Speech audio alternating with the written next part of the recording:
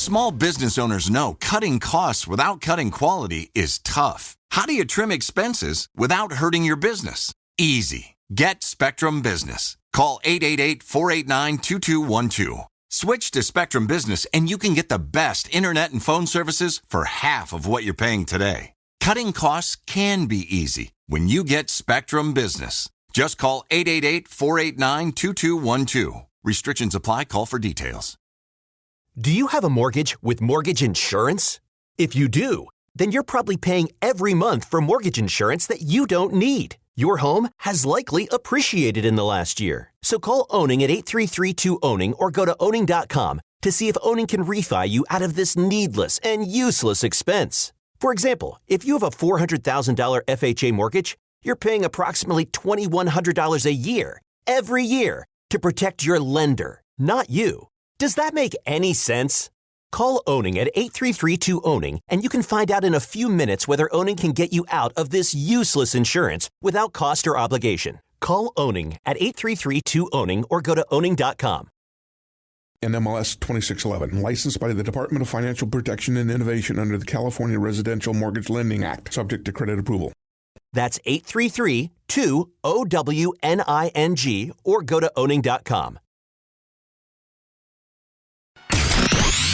Beat me up on the mammast of all mama shit. Hey, I'm looking through my telescope and I see a mothership. Is that you? Beam me up. Hey, DA, I'm thirsty, man. Can you beam me up for a cold one? Hey, DA, what's going on, baby? Stop me off and beam me up. Yay, what's the silly?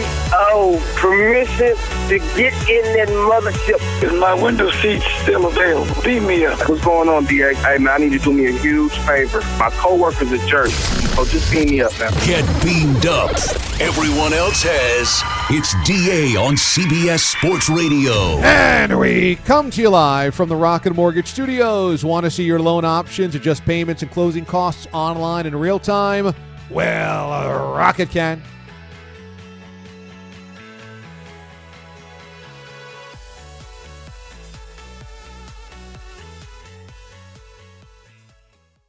Oh boy, what an hour of power here on the DA Show. Coming your way in 20 minutes. We are eating the weirdest Pringles chip flavors we can find. They stand in front of me as we speak. I'll unveil the details coming up here shortly. We'll do that in 20 minutes. Then in 40 minutes, would you spend $92 to watch sports at Scottie Pippen's house? And Scotty's there with you. Next hour on the show, we'll talk to Pat Garrity, NBA front office member, formerly the assistant GM of the Detroit Pistons, and Wayne Embry, the general manager that delivered the Milwaukee Bucks' first and only championship back in 1971 when Teddy Roosevelt was president, according to one of our guests as part of the Deer District Diaries last night. But first, last night's game number 4, Chris Middleton was phenomenal, especially in the clutch. Every time that the Suns had a big bucket, every time Devin Booker had a big bucket, it was Chris Middleton who wanted the shot, who took the shot, and who made the shot. Chris Middleton's game is not smooth. It's not fluid. It's not necessarily aesthetically pleasing. And it's not always consistent. But there is a reason the Milwaukee Bucks gave him the big contract. It's a reason they felt like he was good enough to build around with Giannis as a number 2. And there's a reason that he has made 2 NBA All-Star teams. Last night we saw it. It's funny because Chris Middleton's really crafty offensively. He's got little moves. He's got little steps. He can bend and contort and get the shot off, but he does not look fluid. It is not a beautiful outside shot like Steph Curry. It is not an aesthetically pleasing drive to the basket. It is not a guy that even looks like an incredibly gifted athlete. He's got those boxy shoulders, and he's kind of built like a bread truck a little bit. And yet here he is last night dropping 40 in this game and nearly in the fourth quarter single-handedly dragging the Bucks with those buckets to the win. Now, Giannis's block was splendid, and they needed all of it from everybody. But truly, Chris Middleton had his signature game. And I just love Chris Middleton's story. Chris Middleton ends up going to Texas A&M and playing there for a couple of years. And his highest honor at A&M was second team All Big 12. Chris Middleton wasn't even first team All Big 12. Second team. So he enters the NBA draft and is selected in the second round, 39th overall by the Pistons. So he's a 3-star recruit coming out of Charleston, South Carolina. 3 stars. Goes to A&M, makes one All Big 12 team, gets drafted in the second round, 39th overall, and we all know what happens in the second round. Non-guaranteed contracts. You got to try to make the team every day that you're there. No big money. He gets sent down to the Fort Wayne Mad Ants of the then D League, now the G League, and bounces between the G League and the Pistons. He has 27 games played his rookie season for the Pistons and averages 6 points. Gets 17 minutes a game. Does not feel like a guy that you would build around. Then, that summer, after his rookie season in Detroit, the Bucks trade Brandon Jennings. They trade Jennings to the Pistons, and in return, they get Brandon Knight and Chris Middleton. Middleton immediately with the Bucks, they find something that they like in Middleton that the Pistons didn't. He plays all 82 games that next season and gets to 12 points per game. He becomes a starter in 64 games that year. From there on, he's basically an everyday starter and builds year by year by year into an all-star the last 2 seasons. And I don't think anybody would look at Chris Middleton when he was coming out of school, when he was drafted in the second round, when he was playing for the Mad Ants, and say, yeah, you know, that guy's raw, but he's got all-star potential. I don't think anybody would say that. That is a self-made guy. That is a guy that has kind of defied all odds. He doesn't look the part. He doesn't necessarily play the part. He's not a guy that beats his chest. He wasn't an AAU star. He wasn't a guy with a lot of accolades coming out of high school, a McDonald's or Parade All-American. He's not a guy drafted high that was in a bad situation. He is just a work your ass off to be successful type of player. He's crafty. He's unique. And if only Middleton was more consistent, then I think he would get more love. That we have seen him have some really bad days in the postseason and some really quiet nights in these playoffs. But then the nights that he comes out to play, you can see how devastating he can be, and you see how dangerous the Bucks can be. I think if you are a Bucks fan, if you were Budenholzer, a Bucks front office, anybody within that franchise, you have to hope that Game 4 opened up his eyes. Chris, when you play like that, we're a totally different team. Because then last night, Giannis can be really good defensively. He could have that block away on the lob pass to DeAndre Ayton. He could rebound 14 boards, but not have to put up 42. Not have to be the centerpiece of every offensive possession. Because we do know that when Giannis is great, Giannis is kind of careening towards the basket. And because of his length and his size and his power, you don't know how to defend it. But if it's clogged up down low, or if you've got him on the perimeter, he doesn't want to have to shoot a 3. You want him to take a 3. He doesn't have a mid-range jumper game. That, you know, Giannis's destruction comes when he can use his power to just grind his way to the basket and overwhelm you. And when he's got a head of steam, forget it. When he's dribbling down the floor and is coming towards you, how do you stop that? But if you have a guy that can knock down threes, got a mid-range game, and can pick up those other buckets to the tune of 40-some-odd points like last night, the Bucks become a totally different offense to try to defend. Now, I'm not saying that Middleton never does that, because clearly you build yourself into a two-time All-Star. You do it enough to be an All-Star. But let's face it, Middleton is one of the least respected second bananas in the game, even though the Bucks have been a number one seed 2 years, and then this year, 2 wins away from an NBA championship. Last night, if that unlocked, uncorked, or unpiped Chris Middleton to realize his fullest potential, that the Bucks are seriously dangerous. Because, Giannis is going to be Giannis. But if Chris Middleton's a guy that can give you 30 to 40 points, think about how amazing that 1-2 punch is for the Bucks. Game 5 coming up this weekend from Phoenix.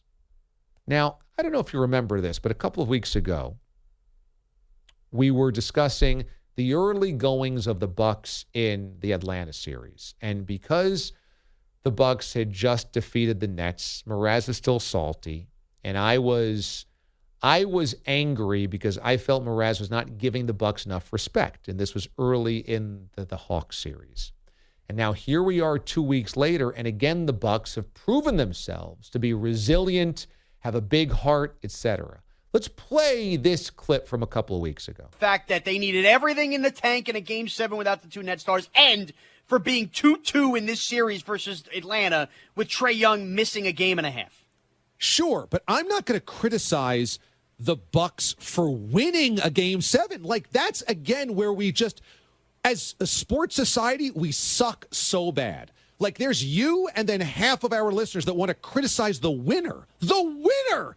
Like, that's, everybody is an NBA player. They're paid professionals. They're all really good. Kevin Durant's an all-time player playing at an all-time peak, and they found a way to beat him, and we want to criticize that? Like, that sucks. Your take on that sucks, and our listeners that agree with you suck, because that's not where you criticize them. If your team did it, it'd be, oh, my God, what a great win that was. Can you believe the Yankees overcame that all of those things that happened to them? Oh, my God. Can you believe the Giants found it deep within their soul to go 6-10? I mean, they had no Saquon Barkley. I mean, can you believe what they got out of him? But then the moment your team is the victim, it's, they can't get any credit for that. They blew a 19-point lead in Game 5 of Brooklyn, and that's why they were in a Game 7. That deserves more heat than winning Game 7. Let Giannis and the Milwaukee Bucks be the Buffalo Bills that were in and win that 4th time, and then we will give them credit. Until they do that, they're going to get knocked for performances like last night, Game 1, Game 5 versus Brooklyn, and all that in between. Are you ready to apologize yet to the Milwaukee Bucks? Well, what you just played at the end again shows them completely right. Until they do that, let's see them finish this series. So you can't give them credit yet? No, I could give them credit for the last 2. I will say this absolute fact. What the Milwaukee Bucks have done in this series, and I'll even give what Giannis did in Game 2, although the Suns just completely outshot them. This is their absolute best, unexcused effort that you have to give them credit for since round 1 versus Miami. There's no injury excuse to be had by the Phoenix. This has absolutely been an incredible job, especially down 2-0. To come back yesterday and Chris Middleton had a Chris Middleton game, the Bucks deserve credit for being a 2-2 with the Suns, a team I thought was vastly superior to them entering the finals. Okay, so do you feel a little bad about crushing them 2 weeks ago? Because, how could they changed? Oh, so now? They deserved 2 weeks ago to be crushed. They don't deserve today to be crushed. And I said, let them be the Buffalo Bills until they prove otherwise. They might be proving otherwise right now. Well, how about 2 weeks ago saying, you know what? The Bucks won a Game 7 on the road. You know what? The Bucks could still win an NBA championship. The Bucks are still playing. They're winners to this point. You know what? I'm not ready to crush them yet because they could win an NBA championship. Don't you feel silly crushing a team in the middle of a potential championship run? No, because my crushing wasn't just about this year. It's about what we've seen with the Bucks coming up short and then continuing to not be able to put their foot on the neck of an opponent throughout this entire postseason. But they were still winning. Yes, winning, but still blowing games. But it has to be winning by your account. Like it wasn't just my account. This wasn't a me thing. This was the narrative around the Bucks. This wasn't a hot take from me. Well, I was speaking to the Buck narrative. Well, you were saying that because it took them too long to beat the Nets, and because it took them too long to beat the Hawks, that it wasn't up to your grade. Yes, if Trae Young gets hurt, you shouldn't have to have that much of a problem with the... Well, he wasn't hurt early when they lost those 2 games. But they lost the game without Trae Young. Yeah. And basically what? They had to hang on for dear life the game he got hurt, correct? I think they... I forget the circumstances. And again, in the Nets series, they were uncompetitive essentially until Kyrie got hurt. So now you're going to say that the Bucks don't deserve to be here because Kyrie got hurt? The Bucks don't deserve to be here, but they shouldn't apologize for being here, and they will never have an asterisk. They don't deserve to be here. They were not the best team in the Eastern Conference playoffs. They got here via injury. For that, there is no argument and no doubt. There's no arguing that. They are here. They don't deserve to be here. They didn't win the games. They're not actually playing in the NBA Finals. They had to win the games. So yes, they wouldn't deserve to win the NBA championship then. They would deserve to win the NBA championship by beating the Suns. Were they the team most deserving to be here if everybody was healthy? No, they would not have been. So they don't deserve to be playing in the NBA Finals, but they would deserve to win the NBA Finals. By beating Phoenix, every card on the table, absolutely. That's why there wouldn't be an asterisk. Don't you see how silly it is to say who deserves to be here when they're actually there doing it? And absolutely. Look at these performances. They're outworking Kevin Durant at his absolute apex. They're outdoing the Phoenix Suns when the Suns are fully healthy. They're rising to the occasions. They're overcoming their demons, and you are still calling them undeserving and unwilling to give them credit until they win a championship. Again, this core has set that tone with past failures, and you're acting like they're the little engine that could. They got a multiple-time MVP on their hands with Chris Middleton, and we went over, obviously, how great Chris Middleton's road has been. P.J. Tucker was a great addition. Drew Holiday. They were supposed to have their own big 3. This is not some kind of surprise that the Bucks should be here, but their path to get here has been very suspect. So I don't know how that's arguable. Okay, so it's not a surprise that they're here, but they're undeserving of being here. That's the 2 ways you're going to play this. Yes, because I think proof has been in the pudding. They should be here, but they're undeserving of being here. Well, they shouldn't be here if the Nets were healthy. They should. But they're not the little engine that could. They're not the little engine that could. So they don't deserve credit for getting past the Nets, but they should have been here. Because they have had so many letdowns in games that they shouldn't have letdowns in. But they're here, and they absolutely have battled back from 2-0. And if they win this title, I don't think I'll put an asterisk. They'll deserve it. Oh, you won't put an asterisk. I'm glad to know that in your personal record book, you won't put an asterisk. I think you're coming after me thinking I'm the only one with this take on the Bucks. We had several people agree that time. Well, I don't care about other people because they're not on this show with a microphone. Their takes suck too. People that have this take suck the life and the joy out of sports. These are winners. This is a team giving their city, look at that, tens of thousands of people are happy, are thrilled, are dancing, are joyous. They have a chance within 2 games to capture a legacy, a history, a moment in time. They have a chance to bring their city their first championship in 50 years.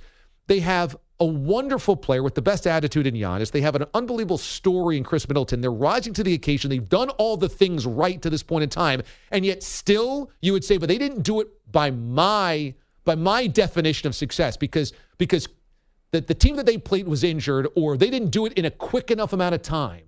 That they're undeserving. Do you see how self-absorbed that take is for that team that's doing everything right? But I'm explaining the take 2 weeks ago. Now I'm telling you, they are here. They've risen to the occasion. But you're still calling them undeserving.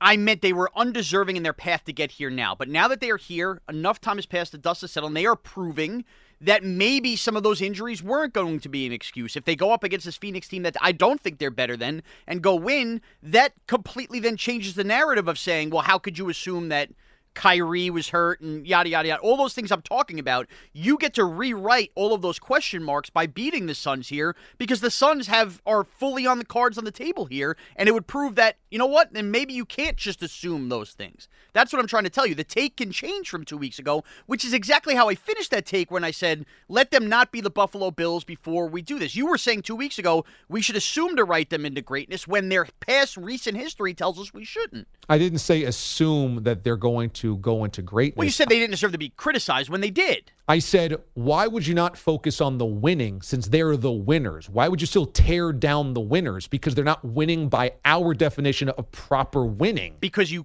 have to combine that with waiting for the shoe to fall because of what this Bucks core had given you a taste in the mouth of, which is letdown. I believe in applauding the winners. I believe in appreciating the greatness or the winning because the winning's so hard no matter who you're playing against.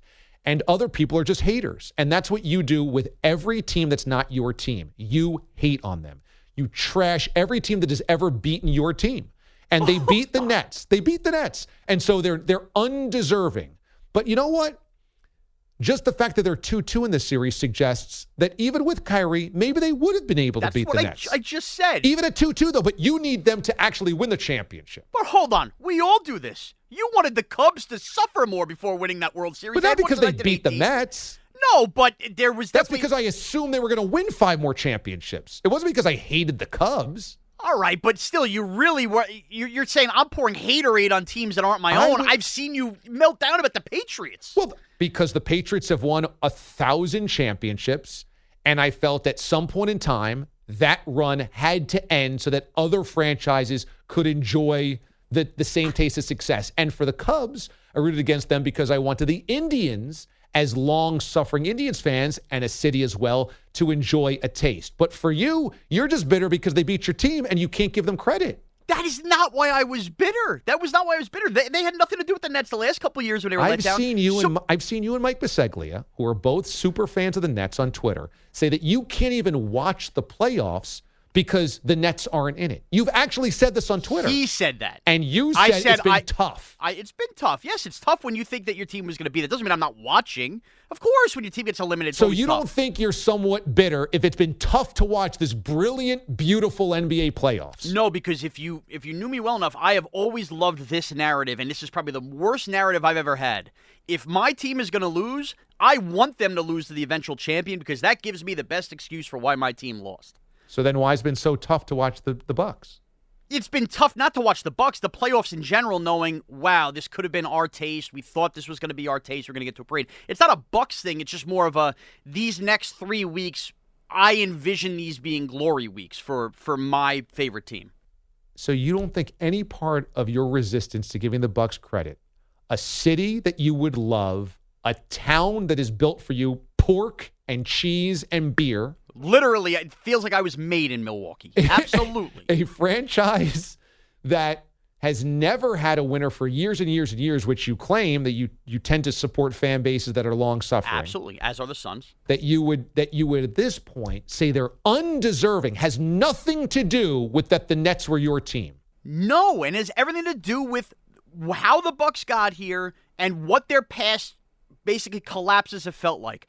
I will be the first to applaud everybody in Milwaukee and congratulate them if they win these next 2 games because I would feel they'd absolutely be deserving because I even said I didn't think they would beat the Suns. I'm telling you now, this has nothing to do with the Nets and everything to do with, wow, how many times is the Giannis-led Buck team going to choke? And, oh, wow, they could have choked here and they got very fortunate with injury. Now there's none of that versus Phoenix. There's none of that. Backs against the wall, and they went out there and did their job. They deserve all the credit in the world. How many times do I have to say they deserve credit in the last 5 minutes? Well, I guess as long as you say they deserve credit and don't say they're not deserving. 2 weeks ago, I would not have called them deserving. No, but today you also said they're not deserving. Because you played a clip from 2 weeks ago, and I was telling you my mind frame 2 weeks ago. Okay, so you don't believe that now? No, I do not. Oh, okay. I believe they are absolutely deserving in these 2 games. Now, I will say this. You were talking as if the Bucks have won this series. Don't you feel now at 2-2, knowing everything about the Bucks' recent history and knowing the path that it's gotten here, that this is time to seize the moment for Milwaukee? And now as we stand with a best of 3 ahead of us, it would feel like a minor letdown if they didn't? I mean, these are 2 great teams. They're great teams. Absolutely. They got to win a road game in Phoenix where the Suns have been phenomenal. I'm sure the Suns are going to play great. Devin Booker is amazing. Like, if they lose these next 2 games, it's not some type of sin. It's not some type of shame. And 2 of them are in Phoenix, so you probably should expect the Suns to win. But I do think, and I don't think I bet you there are Buck fans out there, and probably a lot of them, that would feel now, you know what? Knowing what we've been through the last couple of years with this core, this feels like the time has to be now, and we can't let it slip away. Well, you certainly don't want to let it slip away because they might never get back. That is absolutely a reality in professional sports. I just can't get over feeling like a team. And you're sure you didn't say a few minutes ago that this Bucs team is undeserving of being here. Knowing the audio is recorded and how quickly Pete could pull it, I will tell you, if I did say that, that is not what I meant in my mind, and I am fixing that now. Because I feel like in the flow of this conversation, you said if the Nets were healthy, they'd be here. That's why the Bucs are undeserving. Well, I do feel if the Nets were healthy, they'd be here, but that doesn't make the Bucs non-deserving now when you look at how they've approached and came back with Phoenix. Okay.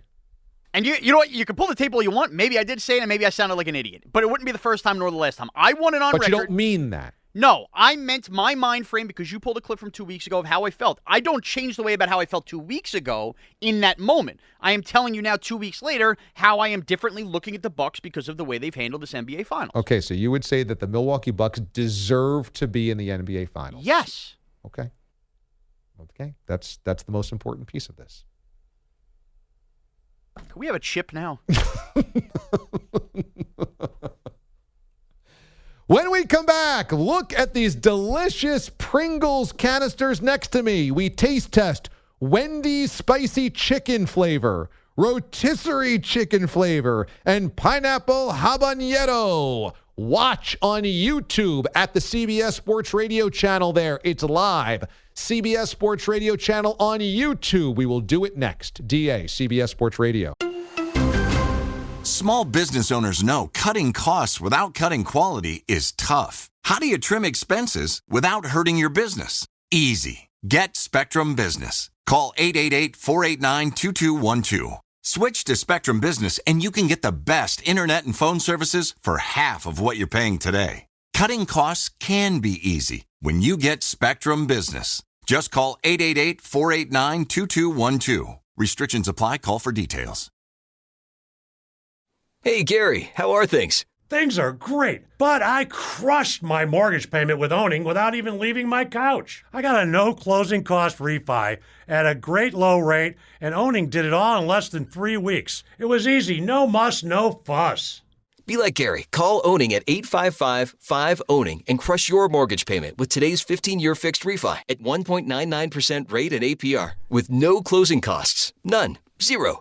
Even if you've refinanced recently, call 855-5-OWNING and let us crush your monthly payment even more. That's 855-5-OWNING or log on to owning.com.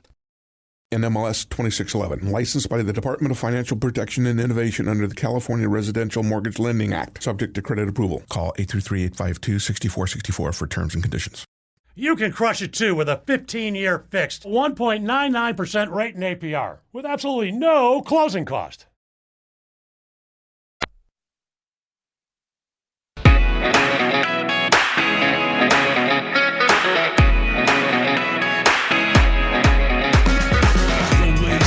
Talk was meant to be on an imaginary spaceship. Howdy do-do-do. Howdy do-do-do. Howdy do-do-do-do. Howdy do-do-do-do-do-do. Howdy diddly-diddly-diddly-diddly-diddly-do. How are you? DA on CBS Sports Radio. The save of the week, sponsored by Credit Karma Money. Open your free FDIC insured account with no minimum balance, no overdraft fees, and free withdrawals. Go to creditkarma.com. How about Liam Hendricks of the White Sox slamming the door on his AL leading 23rd save on Saturday? Recorded the save of the All-Star game as well for the American League. The White Sox have an 8-game lead over the Indians of the American League Central as they get set to host the Astros this weekend. We have had to pull a few strings, use a little duct tape and Elmer's glue to put this thing together, but we do have a live simulcast going on as we speak for the taste test. You can watch us on YouTube at CBS Sports Radio's channel on YouTube. Go to YouTube, simply search CBS Sports Radio, hit the channel. You should be able to find the live feed there. If not, we will post the video of the Taste Test Challenge as soon as the show is over. We promise we'll put it on our social media channels. That's on Twitter and on Facebook, facebook.com/The Show. And then we'll post it on all of our personal Twitter channels. So I have in front of me 3 different types of Pringles that I found at a Walgreens the other day. I mentioned this yesterday that I found these at a Walgreens near where I live. Apparently, nobody else has been able to find them. Bogues went to multiple different Walgreens, couldn't find them. Aiden couldn't find them as well. I know listeners were not able to find them. So my takeaway is my Walgreens that I went to is a budget Walgreens that has old stock that's probably like a year old. And that's why this stuff is 29 cents. That's good to know. Yes. The rotisserie, so don't get your pharmaceuticals or any of your prescriptions at this Walgreens. Got it. This rotisserie chicken flavor, the cashier told me was 29 cents. The other ones were $1.99. I've never seen a Pringles can for 29 cents. So that just tells you how awful it is. Mraz, you've opened these up.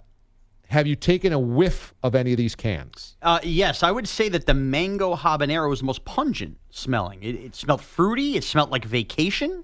Really? It had a little bit of a good oomph to it. Okay, so I just smelled pineapple habanero. It's got a little spice. Yeah. Rotisserie chicken. Oh, that smells like an old bird. I was going to say shoe. Oh, boy. Like a barbecued shoe. Oh, mango gosh. habanero. Boy, rotisserie chicken smells like when Shep eats some chicken from the bodega and leaves it in the trash for 3 days. And remember, that could be rotisserie chicken chips sitting in Walgreens for a year, too. That's true. And then spicy chicken doesn't really have a smell. Smells like Pringles. It smells simply like Pringles. So which are you most excited about? Well, it's got to be the Wendy's spicy chicken because, first of all, the Wendy's spicy chicken is one of my favorite fast food items in the world anyway.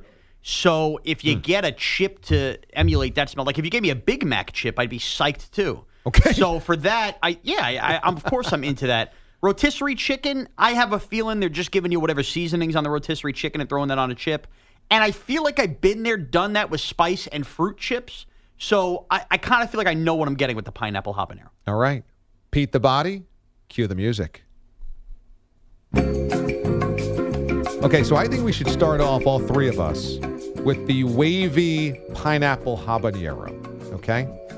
Now, wavy, how do you feel like the wavy will affect the potato chip? So I have often been a fan of wavier flavored chips because more seasoning can sit in the crevices, if you will, kind of like my car sat in that trench that was built in the flood. Right. It gives more room for that. A wavy chip is also deeper and better for dipping as well in general, although Pringles really aren't the dip type of chip. So I've never actually had a wavy Pringle in general, so I'm curious on the taste. Me too. Now, these are not real potato chips. Remember, they are potato-flavored crisps, right? I didn't know that. I thought they were considered a chip. Well, I think that these are all potato particles that are ground up, and then they're made into the shapes of Pringles. Gotcha. I don't read a book. How am I going to read the can of a Pringle? Okay, here we go, guys. Ew. No, I don't like that. I do. It tastes like canned pineapples. I don't get the habanero in there. Mine was very spicy. That's actually really good. Get the habanero at the end. It tastes kind of stale, doesn't it? Oh, it definitely is. No, these have been sitting there for a while. There's no question about that. That's why nobody could find them. These have to be 6 to 8 months old, minimum. So, truth be told, here's what I'm getting out of flavor. You really are right about the canned pineapple. They have emulated the pineapple taste perfectly. And you get enough kick on the back end where you don't feel like you're just drinking fruit juice in chip form. So I think that you couldn't just make a pineapple chip or just not a habanero chip. I do feel like they complement each other well. When you need Middleton for 40, that could be the habanero. You get it. When Giannis has his 40, that could be obviously the habanero. You get it. So I do think you get a little Bucks flavor to that chip. I guess I'm like you, Pete. I just don't like fruit in my chip. Oh, I'm not looking for that. I'm not looking for like really sweet. Yeah, this is a very sweet potato chip. But we've been there, done that with Fruit and Lay's. There was a mango salsa chip we've had in the past for sure. I didn't like them either. I think we might have had some kind of apple flavored chip at some point. Pass. Wouldn't eat that again. If it was not stale, would you eat it again? No. All right. It's the fruit thing. I don't want pineapple-flavored potato chips. Okay. I don't want cherry-flavored, strawberry-flavored, apple-flavored. Okay, let's go Wendy's spicy chicken. You're most excited about this. Okay. Here we go. Let's cleanse the palate here, everybody. Take a swig of water. Okay. And it should be noted, just art form-wise, this has, I think, the most random color to the chip. There are spurts of red, almost like it was red tie-dyed throughout the chip. It's a good point. And in terms of the cover art, for the pineapple habanero, it is a potato chip with a half-cut pineapple on flames that's next to it, and then habanero peppers in flames as well, sliding down the ridges of the chip. For this one, the can in flames. That's right. For this one, the Wendy's Spicy Chicken, the can is in flames, and the Pringles man is actually tearing up. Oh, he's crying. He's crying. He's crying. He's crying. And then the Wendy's girl is on it. Wendy's Spicy Chicken, it says naturally and artificially flavored. Yeah. Shockingly, there's some artificial flavors in this. Yeah. She's not crying, so maybe she just dumped the Pringles man or didn't swipe on Tinder properly. Okay, so let's try this one.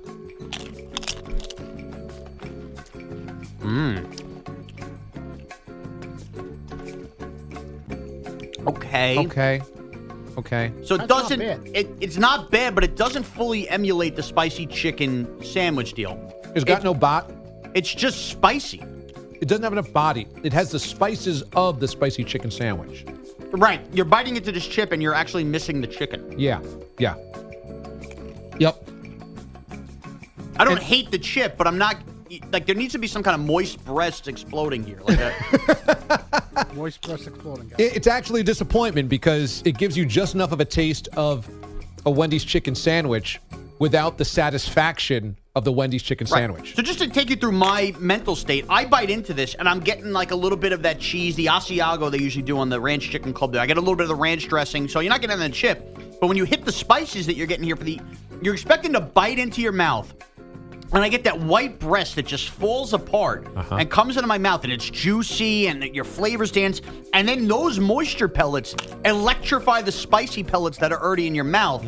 And then now you got a party. You got Ricky Martin playing music in your mouth.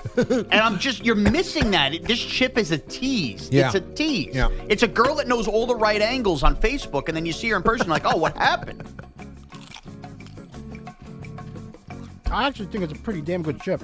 It's a pretty good chip because it's not overwhelming. It's not too heavy.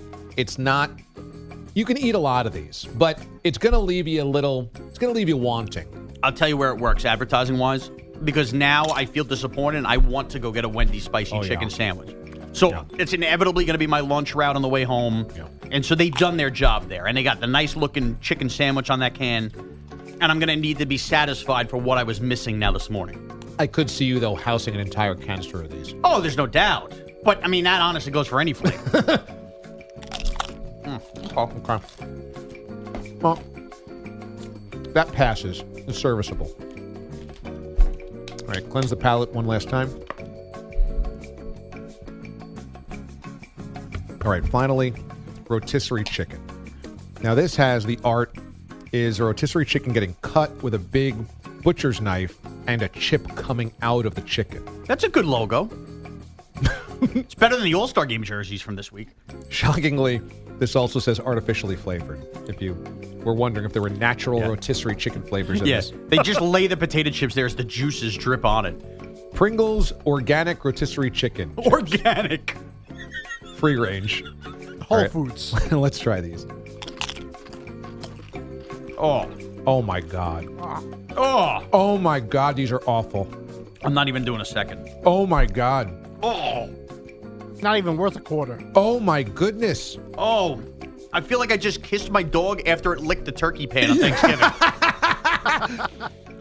Wow. Oh. These are bottom 3 potato chips I've ever had and maybe the worst. And we have tasted a lot of awful potato chips. This is objectively one of the worst potato chips of all time. I don't like how I feel now. I don't like that one.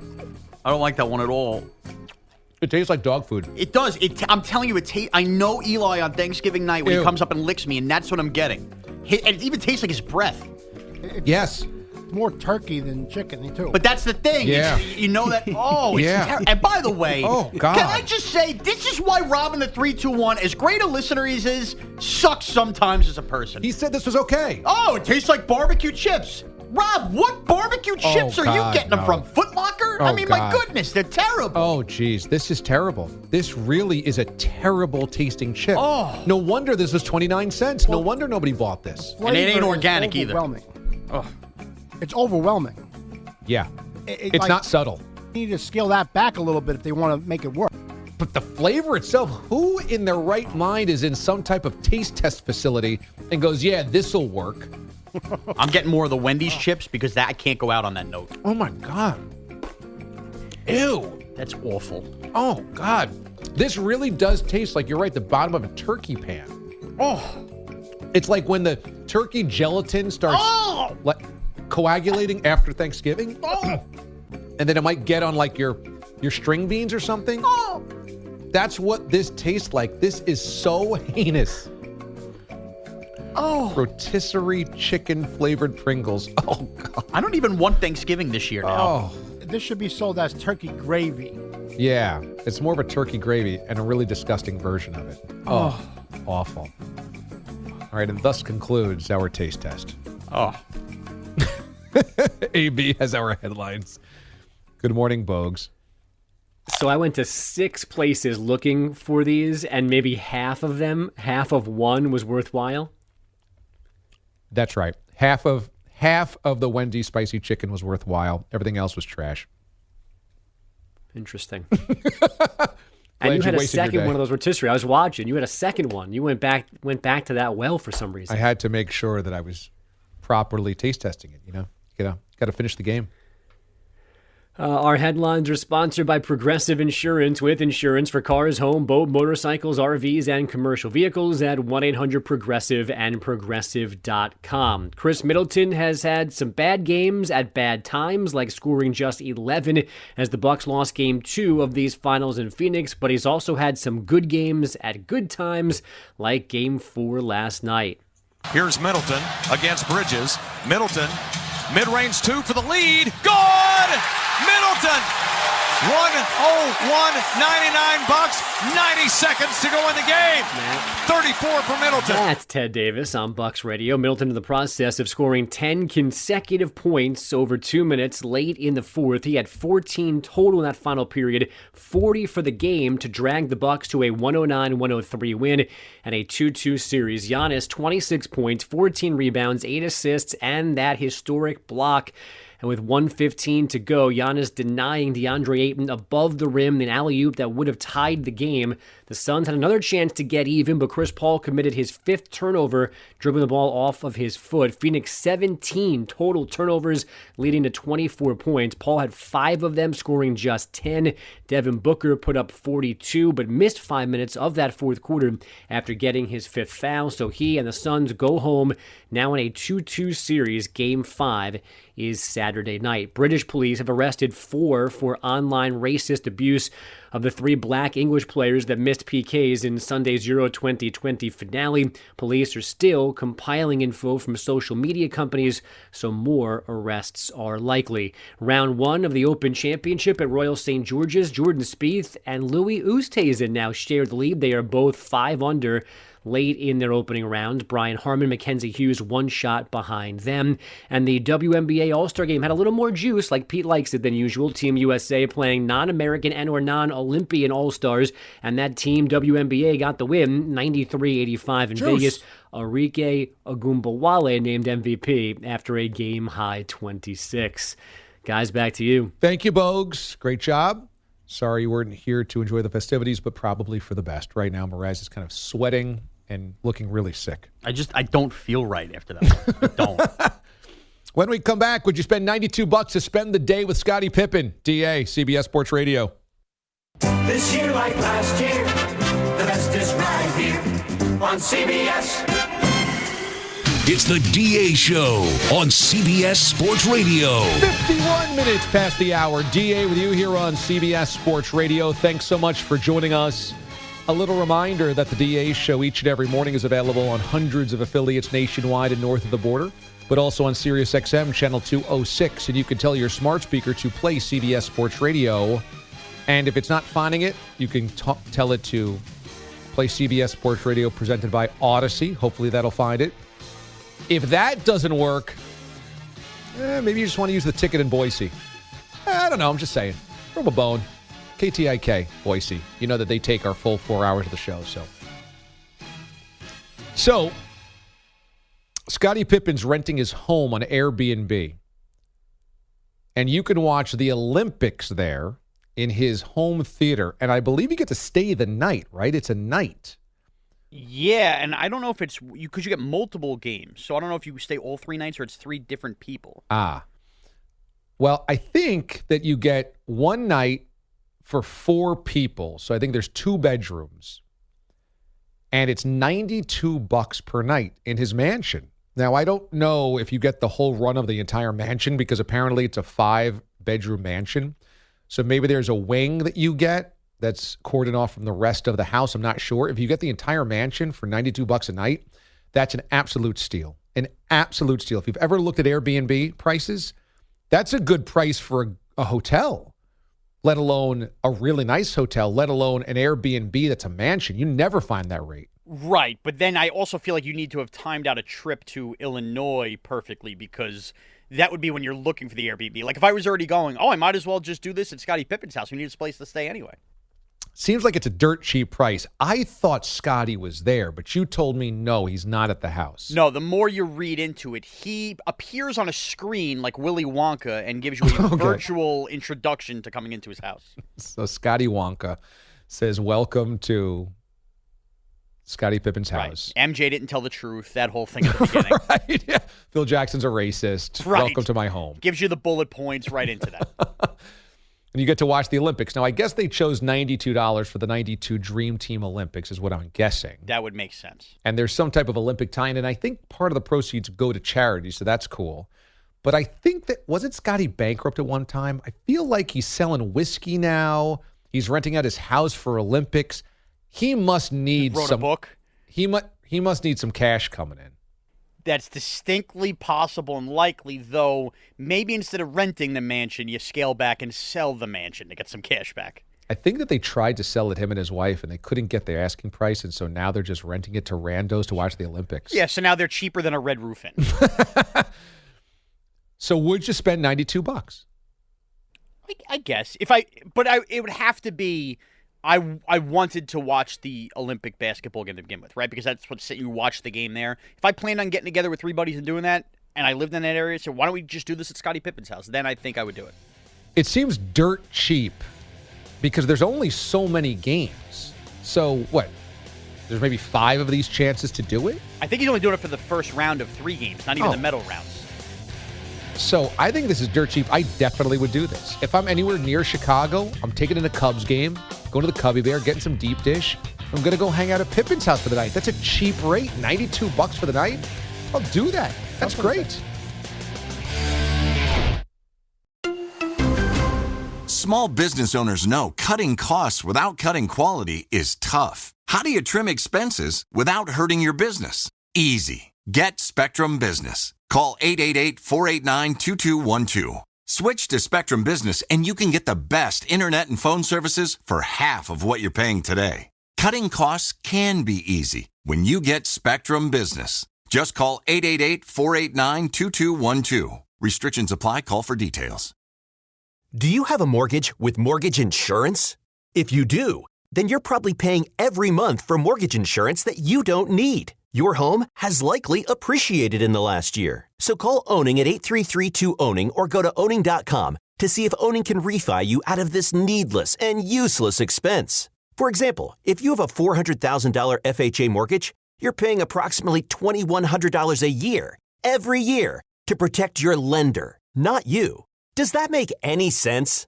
Call Owning at 833-2-OWNING and you can find out in a few minutes whether Owning can get you out of this useless insurance without cost or obligation. Call Owning at 833-2-OWNING or go to owning.com.